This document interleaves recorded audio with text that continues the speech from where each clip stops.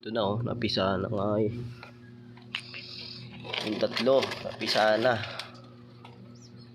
Ayun oh. Napisa na tatlo. Apat yan nilagay ko dyan eh. Ewan ko lang kung buhay yung isa. Titignan natin mamaya. Pero ngayon, ayun oh, ang lapo ng nanay oh. Ang lapo ng nanay ba? Oh, grabe yung nanay. Ayun, tatlo yan guys. Pinayaya natin yung ino. Pisa na siya tatlo. Isa na lang. Ewan ko baka bugok tong isa.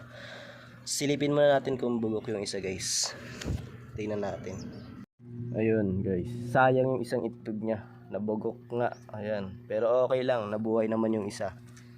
Bali tatlo yung nabuhay natin dyan. Tapos dito naman sa kabila. Ayun yung yung itlog nila oh, na nilagay ko dun sa baba. Kaya naging apat yun dun. Tapos ito may itlog na ulit sila. Ayun yung pares niya no. Yung shaker natin dyan. Yung ibon ni Boss Mike. Di ko abot.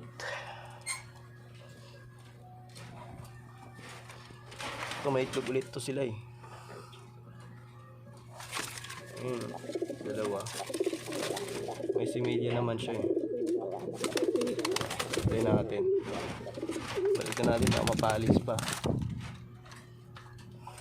Ayun, ilan na lang ibon natin dyan. Apat na lang ibon natin dyan. Nasa taas yung isa. Ayun o. Ito na tayo. Tignan natin yung mga inakay nila. Angat natin. Ito yung mga inakay nila o. Ito yung pinakalas na napisa. Matik yan. Ito yung una. Laki na o. Ito yung laki na. Ito yung pangalawa. Buti na napisa yung isa. Bali, ito lang sumablay sa atin yung isang itlog sayang.